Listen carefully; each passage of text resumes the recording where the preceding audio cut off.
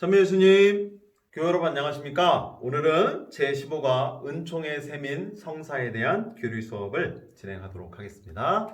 교리에 앞서서 먼저 시작기도 주님에게 함께 하겠습니다. 성부와 성자와 성령의 이름으로 아멘. 하늘에 계신 우리 아버지, 아버지의 이름이 거룩히 빛나시며 아버지의 나라가 오시며 아버지의 뜻이 하늘에서와 같이 땅에서도 이루어지소서. 오늘 저희에게 일용할 양식을 주시고 저희에게 잘못한 일을 저희가 용서하오니 저희 죄를 용서하시고 저희를 유혹에 빠지지 않게 하시고 악에서 구하소서. 아멘. 성부와 성자와 성령의 이름으로 아멘. 네, 오늘은 성사에 대한 교리를 진행해 보도록 하겠습니다. 성사, 그럼 여러분들 많이 들어보셨겠죠? 고해성사, 천주교 신자가 되려면 처음으로 받는 세례성사, 기타 등등의 성사가 우리 가톨릭 교회에는 있는데 모두 7가지입니다. 결론부터 말씀을 드리게 됐지만 그 7가지 성사에 대해서는 뒤에 이제 자세히 말씀을 드리고, 오늘은 성사에 대한 교리를 시작하면서 성사란 무엇인가, 그리고 우리는 왜 성사 생활을 해나가야 하는가에 대한 이야기들을 시작으로 이 성사에 대한 교리를 진행해 보도록 하겠습니다. 먼저 성사란 무엇인지 알아보고 이 교리를 시작할 텐데요. 성사란 무엇인가 이해하려면 먼저 하느님이 어떠한 분이신가를 우리가 조금 이해해 봐야 되겠죠. 여러분, 혹시 하느님을 직접 눈으로 보신 분이 계신가요? 혹은 하느님의 음성을 귀로 들으신 적이 있으신지요? 혹은 저와 악수를 하셨을 때처럼 하느님과 악수를 하거나 혹은 하느님을 이렇게 터치해 보신 적이 있으신지요? 없으실 거예요. 하느님은 우리 눈에 보이지 않습니다. 또 그분의 목소리도 우리에게 직접 들리지 않죠. 그분을 만나서 어떤 대화를 나누거나 어떤 같이 식사를 하거나 할 수 있는 체험은 사실 불가능하지요. 그렇지만 하느님은 우리들 곁에 함께 하십니다.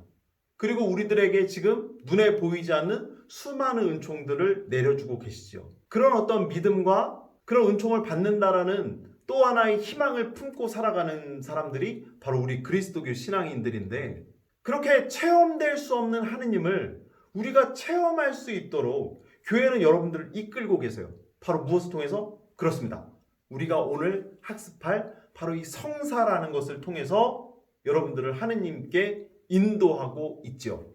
문자 그대로 성사라는 말은 거룩할 성자의 일사자, 그래서 거룩한 일이라고 이야기를 하지만 이 거룩한 일은 단순히 그냥 우리에게 거룩함을 안겨주는 차원으로서 끝나지 않아요. 이 거룩한 일은 우리가 직접 하느님을 볼 수 있게끔, 또 하느님이 나와 함께하고 계심을 느낄 수 있게끔, 그리고 하느님의 음성을 우리에게 전달해주는 역할들을 해주는 아주 신비롭고 굉장히 거룩한 표징들이자 표시가 되고 있어요. 이 성사를 통해서 우리는 하느님을 직접적으로 체험합니다. 우리 인간의 오감을 통해서는 경험하고 체험할 수 없는 그런 크시고 놀라우시고 존엄하신 분이지만, 우리 가톨릭 교회는 이 성사라는 것을 통해서 하느님의 은총이 나에게 지금도 내려지고 있음을 우리가 느낄 수 있도록 도와주고 있어요. 인간은 체험하지 않고서는 그만큼 믿기 어려워하는 존재이기에, 체험이 바탕이 되면 더욱더 그 믿음에 가까이 나아갈 수 있는 존재이기에, 교회는 그러한 우리들의 나약하고 연약한 마음을 더욱더 채워주기 위하여 하느님의 은총을 전달해주는 통로를 우리에게 마련해 놓았습니다. 그것이 바로 성사입니다. 성사는 라틴어로 사크라멘툼이라고 이야기를 합니다. 사크라멘툼, 거룩한 일이라는 뜻입니다. 우리나라 말 성사가 말 그 자체로 거룩한 일이기에, 이 거룩한 일을 통해서 우리에게 하느님을 전달해 주는 것, 이것을 우리는 성사라고 말할 수가 있어요. 보이지 않는 하느님의 은총을 볼 수 있게 해주는 예식이나 어떤 절차를 우리는 성사라고 이야기를 합니다. 그러므로 어떤 예식을 거쳐서 하느님의 은총을 우리가 볼 수 있게 해줘요. 전례 안에서 어떠한 행위를 통하여 사제가 진행하는 어떠한 절차를 통해서 우리들에게 그 하느님의 은총을 이렇게 전달해 주는 것, 이것을 바로 우리는 성사라고 말할 수가 있죠. 좀 어려운 표현으로 쓰면 비가시적 은총의 가시적 표현, 이것을 가리켜서 우리는 성사라 이야기한다 이거예요. 바로 이 말을 그대로 옮겨 쓴 겁니다. 비가시적이라는 것은 보이지 않는다는 거죠. 보이지 않는 하느님의 은총을 가시적으로 눈에 보일 수 있게끔 표현해 주는 것, 이것이 바로 성사다라는 거죠. 이 성사는 한자로 쓰면 이렇게 거룩할 성자에 일사자를 써서 말 그대로 거룩한 일이라는 뜻을 지니고 있습니다. 이 거룩한 일을 통해서 하느님께서 진정 나와 함께하고 계심을, 그리고 지금도 그분은 나에게 크신 은총을 베풀어주고 계시고 내려주고 계신다라는 것을 우리가 체험할 수 있도록 해주는 것, 이것이 바로 성사라 하겠습니다. 그래서 이러한 성사를 통해서 우리는 하느님께서 내 삶 속에 깊숙이 찾아오시고 들어오셨음을 느낄 수가 있습니다. 그리고 우리는 이러한 하나님의 은총을 받는 자답게 거룩한 일에 함께 투신하고 그러한 거룩한 일에 동참할 수 있도록 초대받고 있는 것이죠. 내가 하느님께서 내려주시는 은총을 받고 있는 사람이니 그만큼 나도 하느님의 은총을 누군가에게 전하는 사람이 되어야 되겠다 하는 어떤 이런 마음가짐도 이 성사를 통해서 우리가 얻어 누릴 수가 있는 또 하나의 은총이라 할 수가 있겠죠. 교회는 왜 이렇게 우리에게 성사라고 하는 크나큰 은총의 통로를 마련해 놓았는가? 그것은 다름이 아니죠. 바로 하느님을 체험하는 신앙인이 될 수 있도록, 그래서 우리도 하느님을 전하는 신앙인이 될 수 있도록 우리를 이끌고 있습니다.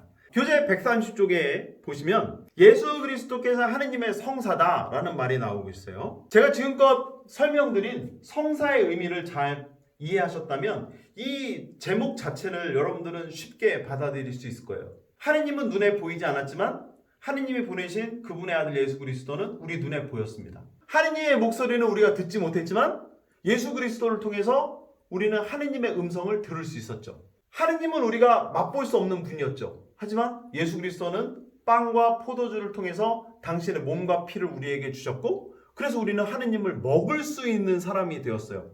그리고 우리는 하느님을 직접 손으로 만지면서 느낄 수 없는 존재이지만 그분이 보내신 예수 그리스도 덕분에 그분의 따스한 손길을 느낀 모든 사람들은 또 하느님의 은총과 축복을 받고, 병자들도 그분의 손길로 인해서 치유의 은사를 받고 다시 건강을 회복할 수가 있었죠. 이렇게 보이지 않는 하느님을 예수님은 드러내 보여주고 계신다는 거죠. 그래서 예수 그리스도 자체는 하느님의 성사가 됩니다.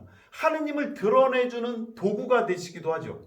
우리가 체험할 수 없고 만날 수 없는, 느낄 수 없는 하느님이시지만 예수 그리스도를 통해서 하느님의 모든 것은 우리에게 고스란히 전달이 되게 됐죠.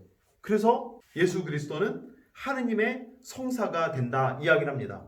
교재에 나오듯이 인간은 하느님을 직접 볼 수 없습니다. 그렇기 때문에 인간은 하느님과 그분의 사랑을 쉽게 깨닫지 못하고 때로는 하느님이 계시지 않는다고 생각해서 등을 돌리고 하느님 곁을 떠나는 경우들이 참 많았죠. 구약 성경에 보면 그런 내용들이 주를 이루고 있어요. 하느님은 계속 이스라엘 백성들에게 다가오세요. 직접 그 음성을 듣는 사람들이 없었지만 계속해서 예언자들을 통해서 당신의 뜻을, 그 마음을 사람들에게 이렇게 전달해 줬죠. 하지만 그 하느님의 뜻을 전달받은 사람들은 하느님께 더욱더 가까이 가기보다 보이지 않는다라는 것 때문에, 또 만질 수 없다라는 것 때문에, 그리고 정말 그분이 계신가 의심을 한 나머지 그 하느님을 떠나죠. 그래서 눈에 보이는 신을 스스로 만들기 시작해요.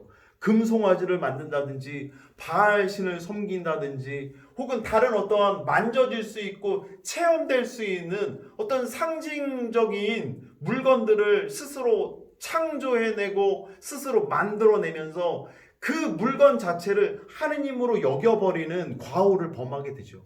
하느님은 눈에 보이지 않게 늘 우리와 함께 하시는데 그것을 깨닫지 못한 그들은 자꾸만 어떤 우상처럼 여겨지는 물건들을 만들고 그것을 하느님이라고 여기면서 잘못된 신앙을 간직하고 살아가게 됐죠. 그래서 하느님은 우리에게 직접 오신 거 아니겠습니까?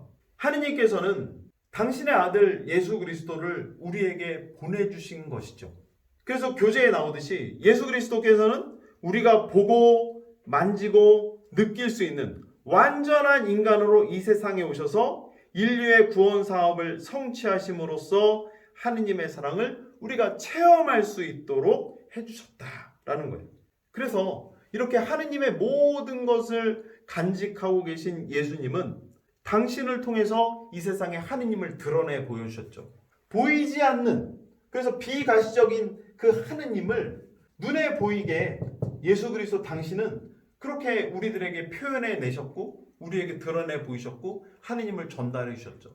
그렇기 때문에 예수 그리스도는 하느님의 성사가 되는 것입니다. 다음으로 교회는 그리스도의 성사다라는 내용이 나오고 있습니다. 교회, 우리 신앙인들이 모여서 함께 기도하는 공동체를 말하죠. 또한 우리 성당과도 같은 눈에 보이는 건물, 장소처럼 그런 장소를 교회라고 한다고 했어요. 분명 우리 눈에 보입니다.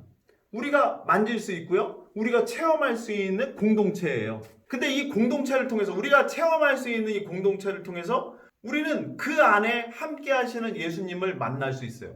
물론 예수님은 2000년 전에 돌아가시고 묻히시고 또 부활하시고 승천하셔서 이제는 하늘에 계시지만 하늘에 계신 예수 그리스도를 우리가 바로 이 자리에서 만날 수는 없죠. 하지만 그 만날 수 없는 하느님을 우리 신앙인들이 모여서 기도하고 함께 활동하는 이러한 가운데 예수 그리스도께서 계시다라는 것을 우리는 드러내고 있죠. 우리가 주님이 아니시라면, 예수님이 아니시라면 그렇게 모일 일이 없잖아요. 예수님이 아니시라면 이 교회가 탄생하지도 않았을 거 아니에요.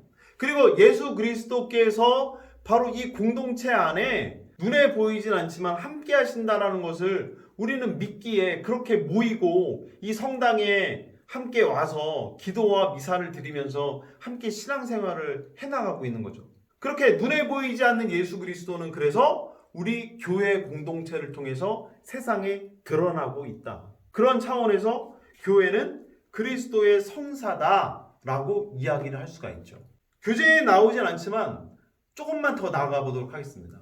우리 각자는 마찬가지로 성사가 될 수가 있을까요? 없을까요?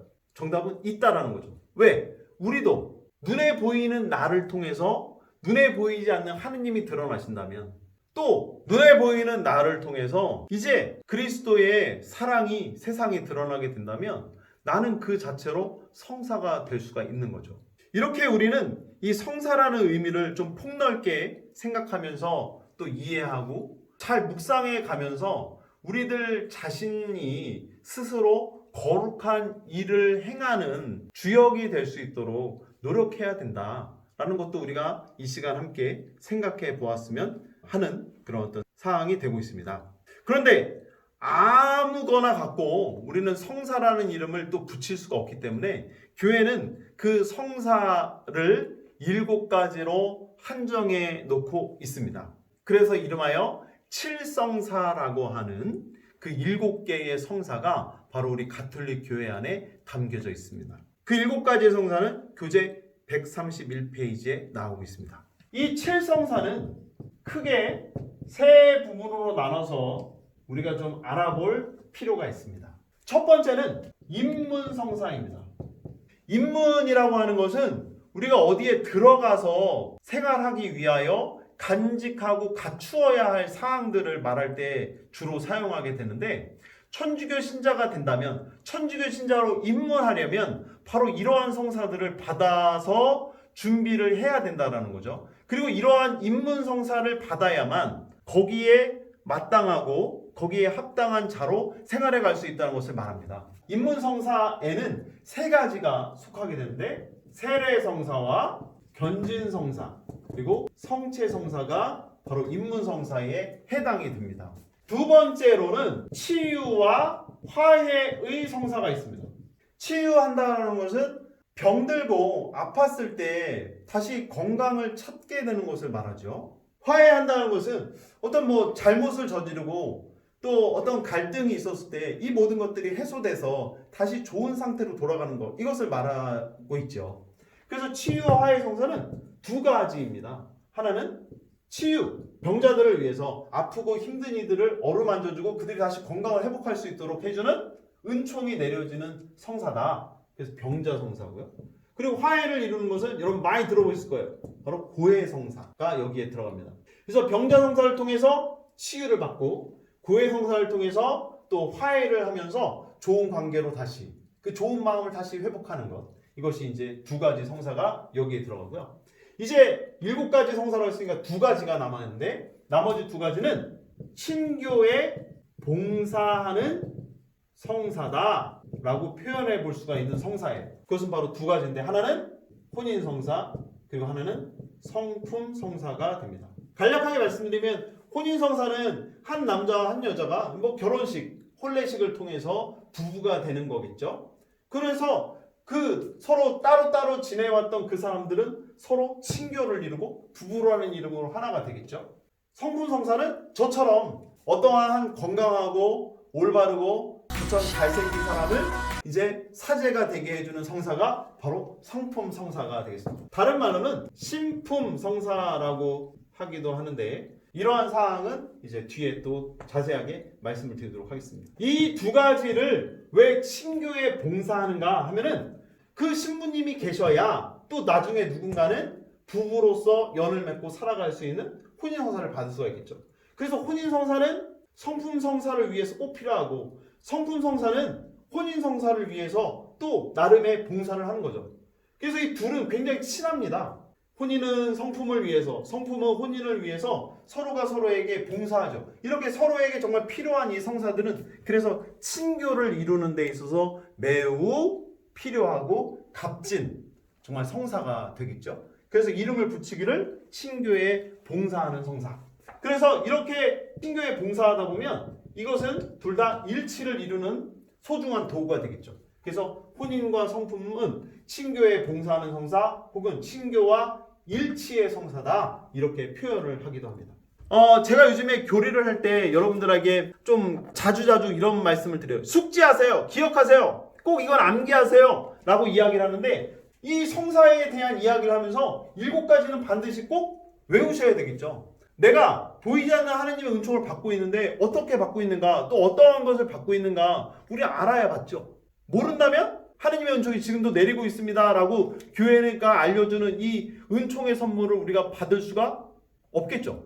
그래서 알고선 받아야 되지 않겠습니까?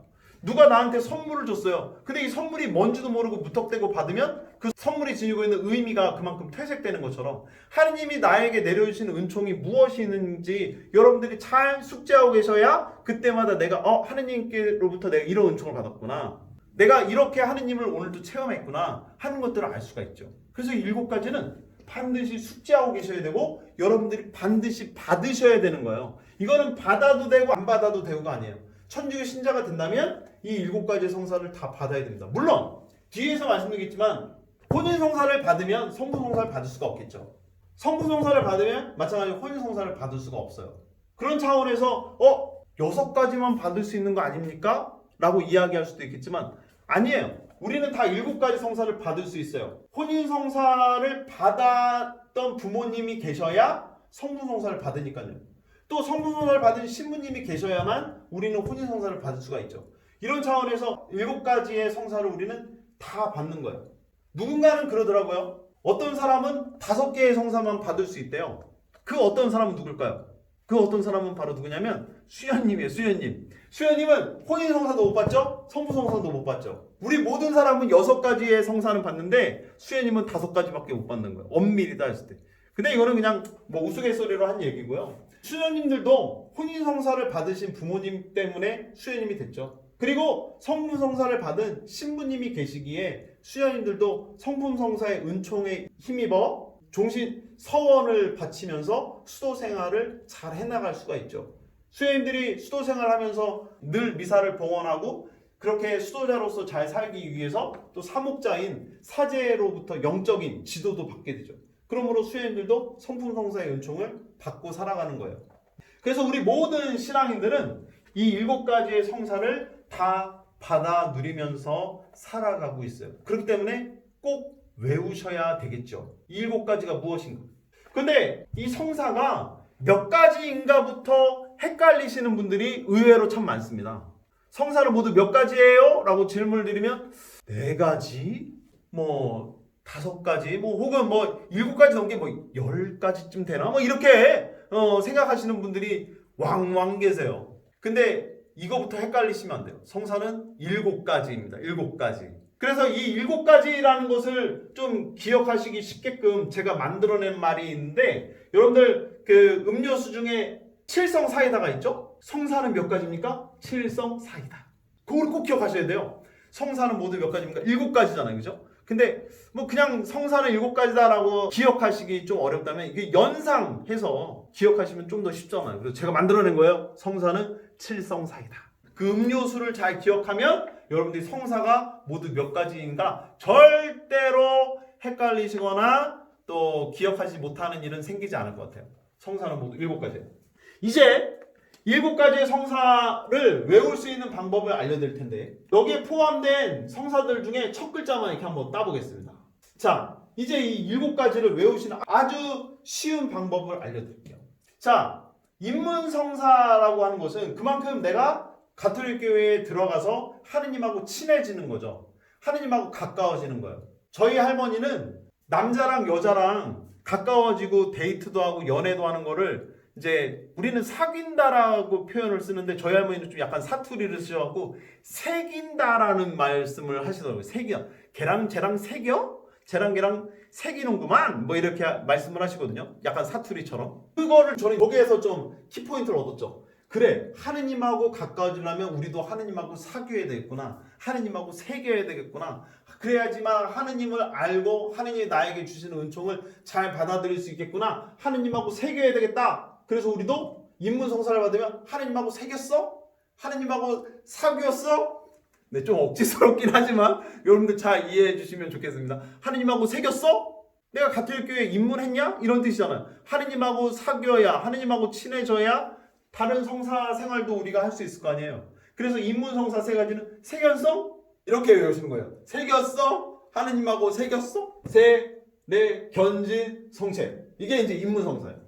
아까도 말씀드렸듯이 매우 억지스럽지만 여러분들 외우기 쉽게끔 한 가지 방법을 알려드리는 거예요. 새겼어? 하느님하고 새기면, 하느님하고 사귀면, 가까워지면, 그렇게 가까이 지내다 보면 이게 뭐 물론 좋은 날도 참 많지만 우리가 남자랑 여자랑 이렇게 사귀고 연애를 하다 보면 좋은 날만 있는 건 아니잖아요. 그죠?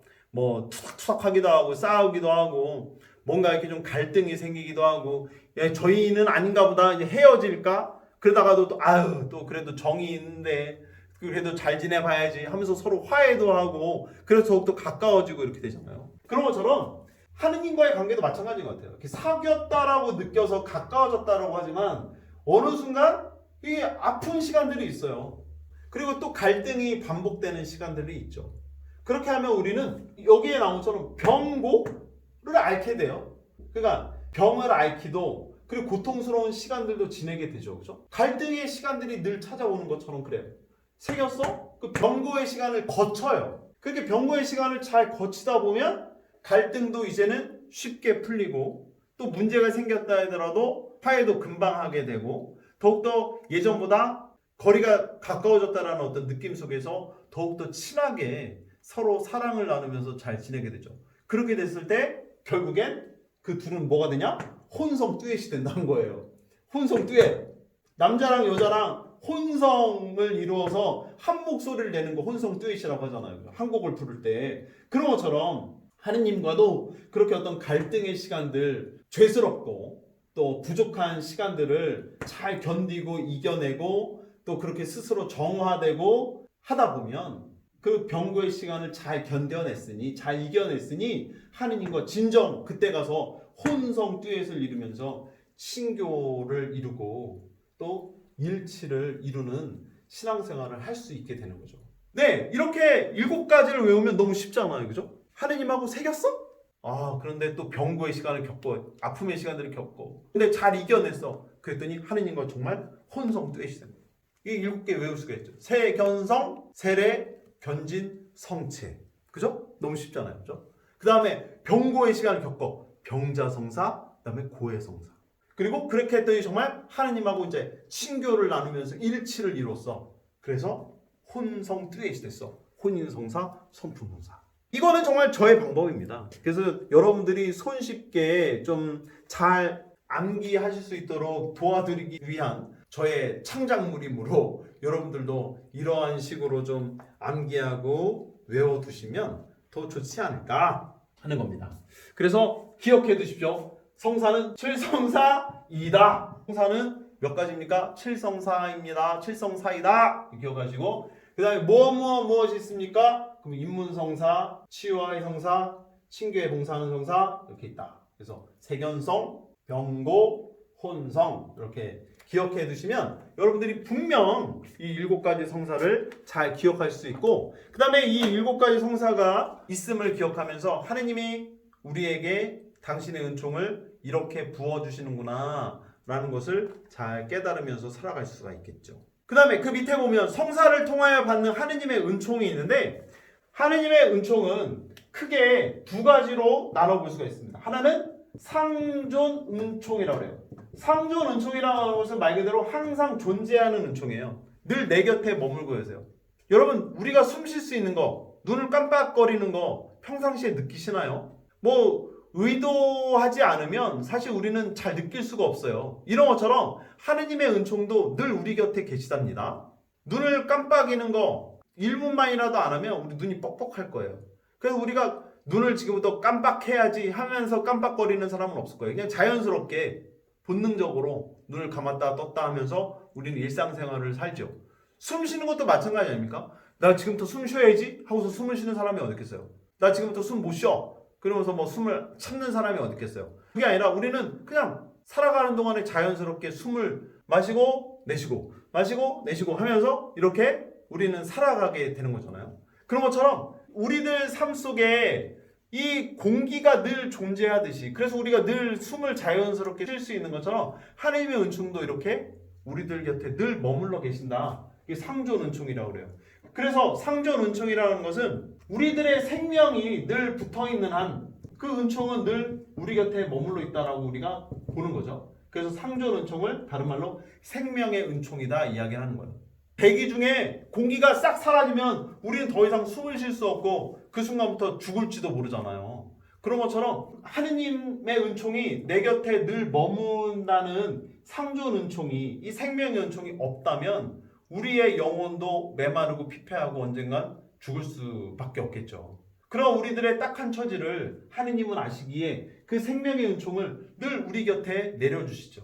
2번째는 조력 은총이라고 하는 거예요. 조력이라고 하는 것은 누가 나를 도와주는 거죠. 주연 배우가 연기를 잘할 수 있도록 조연 배우들이 옆에서 도와주고 서포트하고 함께 그 극에 참여하는 것처럼 하느님의 이 상존 은총에 더욱더 은총을 더해주는 은총. 그래서 우리들이 더 하느님의 은총 중에 잘 머물 수 있도록 우리를 도와주는 은총을 바로 우리는 조력 은총이라고 해요. 그래서 이 조력 은총을 우리는 도움의 은총이다 이렇게 이야기를 하는 거죠. 그래서 우리는 이 조력 은총에 힘입어서 하느님의 은총이 무엇인지를 깨닫게 되고 무엇이 선인지 무엇이 악인지를 분별해내면서 우리를 더욱더 선한 쪽으로 이끌어주는, 그리고 악을 멀리하고 피할 수 있도록 우리를 도와주는 은총이 바로 이 조력 은총, 즉 도움의 은총이 돼요. 교재에 어린 아기와 부모님의 비유를 통해서 나오고 있는데, 아기가 부모의 도움을 받아서 성장하는 것과 똑같다라는 거예요. 근데 아기도 스스로 살아가는 게 있지 않습니까? 스스로 숨을 쉬고 잠을 자고 엄마가 주는 뭐 어떤 음식들을 스스로 섭취하고 먹으면서 그렇게 스스로 살아가기 위해서 애쓰는 것, 이것을 생명의 은총이라고 한다면 그 아기는 어쩔 수 없이 나약하기 때문에 부모님, 특별히 엄마한테 많은 도움을 받죠. 엄마가 부채질도 해주고 아이가 이렇게 좀 추위를 타면 엄마가 이불도 덮어주고 하는 거, 이런 모든 것들을 엄마가 그 아이를 돕는 거죠. 그죠? 그런 것처럼 그 아이는 엄마의 도움을 받아야 살아갈 수 있는 부분도 굉장히 크죠. 근데 우리 모든 인간들은 다 이렇게 상존은총과 조력은총에 힘입어서 살아가요. 그래서 성사라는 내용도 바로 상존은총과 조력은총의 차원에서 우리가 좀 생각을 해본다면, 성사가 지니고 있는 상존은총은 하느님이 내 곁에 늘 보이지 않지만 함께 하신다. 보이지 않는 하나님의 은총이 그래서 우리에게 내려주고 있다. 교회는 이렇게 7가지를 통해서 그 은총을 우리에게 전달해주고 보여주고 있죠. 조력 은총은 뭘까요? 조력 은총이란 바로 이런 거예요.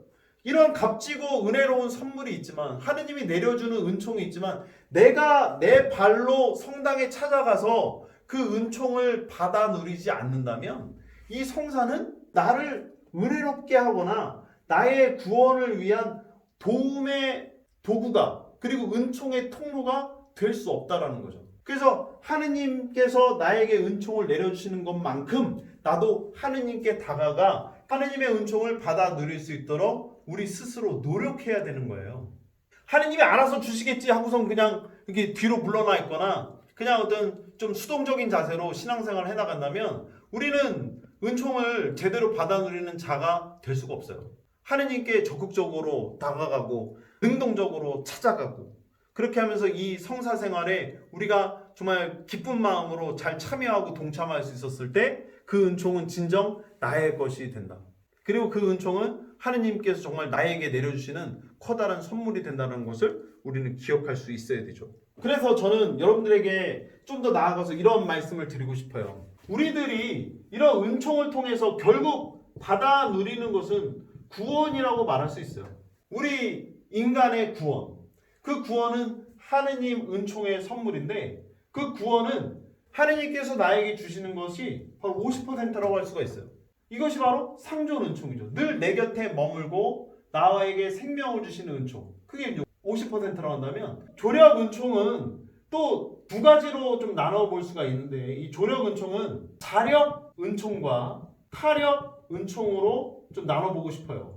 자력은 무엇이냐 하면은 스스로 그러니까 나의 노력으로 은총을 얻기 위해 우리는 노력하고 그 은총은 나의 힘으로도 받아 누릴 수 있다라는 것을 의미하죠. 여러분들이 스스로 미사에 참여하시고 기도에 매진하시고 선행에 힘쓰고 희생을 바치는 이러한 모든 노력들이 여러분들 스스로의 힘으로 여러분들이 얻어 누릴 수 있는 은총을 가져다 줍니다. 그래서 조력 은총은 자력 은총이 한 부분을 차지하죠. 그리고 또 한 부분은 타력 은총. 누군가의 힘이 우리들에게 구원을 가져다 준다는 그런 뜻이거든요. 타력. 그러므로 남의 힘이 필요해요. 그 남이라는 거 바로 무엇이냐면 여러분 곁에 있는 소중한 사람들의 도움이 여러분들에게 필요하다는 거죠. 제가 여러분들 위해서 미사를 봉헌하고 기도를 바쳐드리죠. 마찬가지로 여러분들이 저를 위해서 기도해 주시고 저와 함께 또 신앙생활을 해나가고 계시잖아요. 부모님이 자녀들을 위해서 자녀들이 부모를 위해서 애쓴다면 그렇게 서로에게 타력 은총을 베푸는 아주 좋은 신앙생활이 될 수가 있겠죠.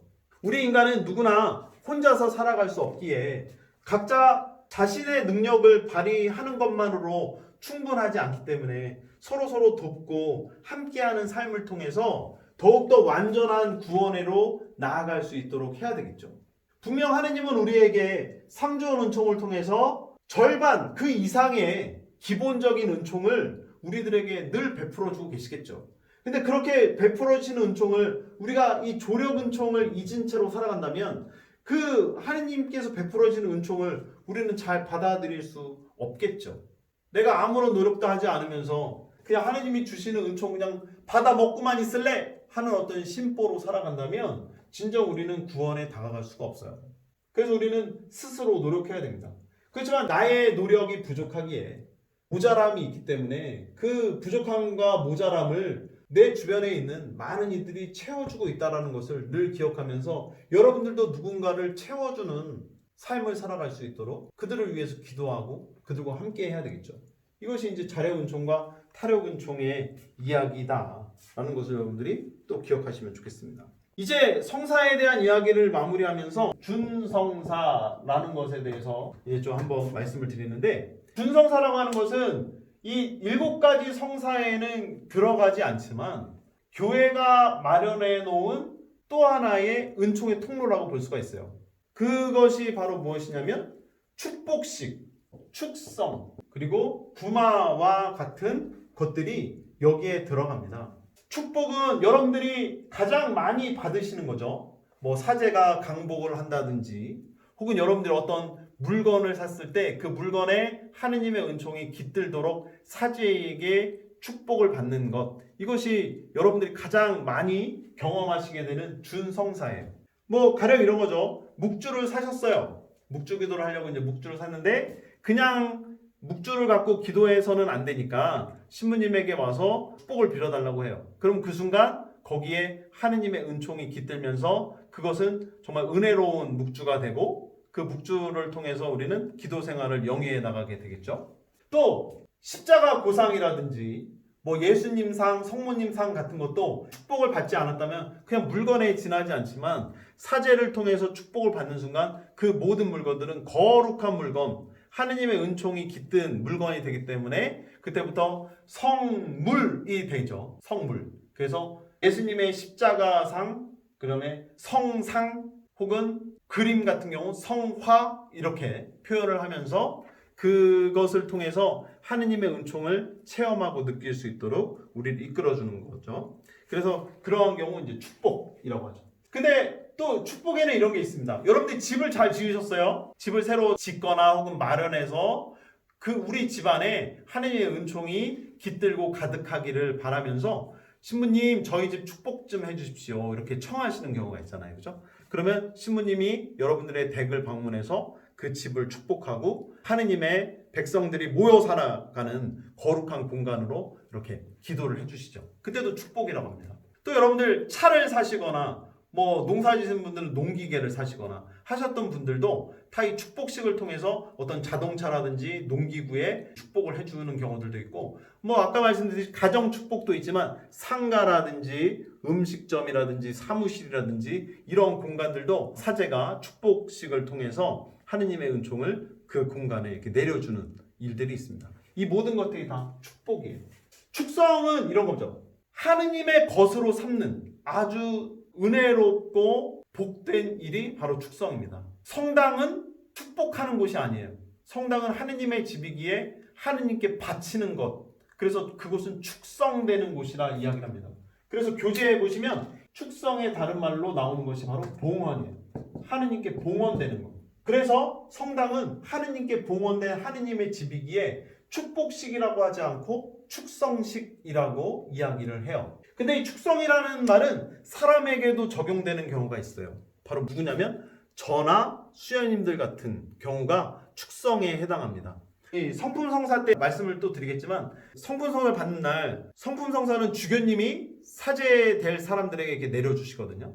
근데 그때 주교님이 사제될 사람들 손바닥에 성유라는 걸 이렇게 발라줘요. 그러면서 이 두 손을 축성해요. 이 손을 갖고 미사를 봉헌하고 사제로서의 모든 직무를 수행하기 때문에 이 손을 축성해요. 그래서 여러분들 신부님들하고 뭐 지금은 코로나 때라 거의 뭐 그런 일이 별로 없지만 이 악수를 많이 하려고 그러잖아요.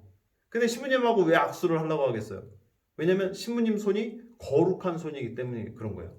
거룩한 손으로 그렇게 축성이 되었기 때문에 신부님하고 그렇게 악수를 하려고 하죠. 그만큼 신부님은 신부님이라고 하는 이 존재는 하느님께 봉헌된 사람이에요. 세상에서 여러분들과 함께 살아가고 있지만 사제는 하느님의 사람입니다. 마찬가지로 수도자들, 수녀님이나 수사님들도 세상 안에 속해 있지만 세상 안에 속해 있는 그들은 이미 하느님께 봉헌된 사람들이에요. 그래서 수사님들, 수녀님들의 생활을 다른 말로 축성 생활이라고 이야기를 해요. 봉헌자들의 생활이라고 이야기하기도 해요. 그만큼 그분들은 이미 하느님의 소유가 된 이들인 거죠. 이런 차원에서 사람에게도 축성이라는 말을 써요. 그래서 여러분들 축복과 축성을 이해하실 때 혼동하시는 경우가 있어요.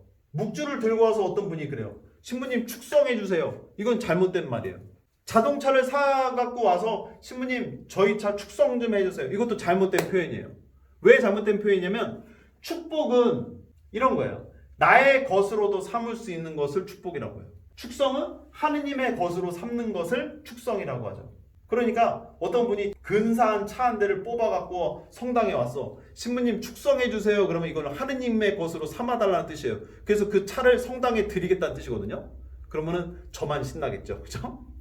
그런데 그것은 축성이 아니라 하느님께 바치는 게 아니라 여러분의 것, 나의 것으로 삼아서 내가 운전도 잘하고 어딘가 다닐 때 유용하게 쓸 물건이므로 복을 빌어달라는 뜻이 되잖아요. 그죠? 그럴 때는 축복이라고 하셔야 되는 것이 맞아요. 그래서 축성은 이렇게 하느님의 것으로 삼는 것을 축성이라고 하고 나의 것으로도 삼을 수 있는 것은 바로 축복이라 한다는 것을 여러분들 기억하시면서 이 두 가지 개념을 헷갈리지 않도록 이렇게 하시고, 그 다음에 구마는 뭐 여러분들 많이 요즘에 뭐 어떤 드라마라든지 영화를 통해서 이 구마에 대한 관심이 참 많이 높아진 것 같아요.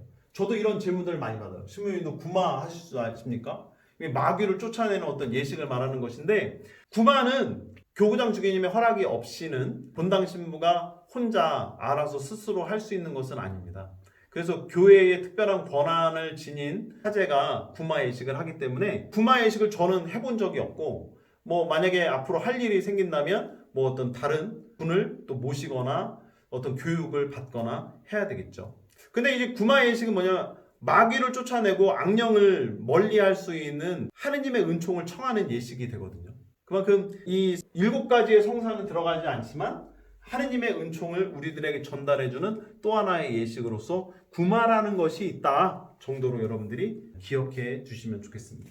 이렇게 오늘은 성사에 대해서 좀 배워보면서 교회가 간직하고 있는 7개의 성사 그리고 준성사까지 이렇게 알아보게 되었습니다.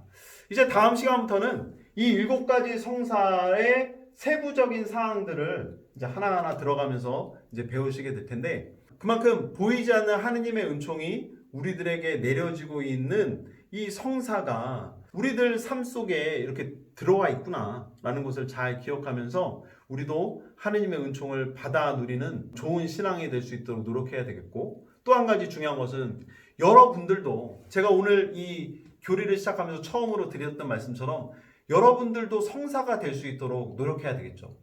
여러분들의 삶을 통해서 하느님께서 이 세상에 드러나시고 눈에 보이지 않는 그리스도의 사랑이 전달된다면 여러분들 자체가 바로 성사로서 잘 살아가고 있는 것이 되겠죠. 그래서 여러분들도 살아있는 성사, 움직이는 성사, 활동하는 성사가 될 수 있도록 노력하신다면 참 좋을 것 같습니다. 이렇게 오늘 수업을 마무리 짓도록 하겠습니다. 또 다음 시간에 찾아뵙고 성사에 대한 더 자세한 이야기를 들려드리도록 하겠습니다. 마친 게도 영광송 마치겠습니다. 성부와 성자와 성령의 이름으로 아멘. 영광이 성부와 성자와 성령께 처음과 같이 이제 항상 영원히 아멘. 성부와 성자와 성령의 이름으로 아멘. 여러분 오늘도 잘 들어주셔서 감사합니다. 다음 시간에 만나요.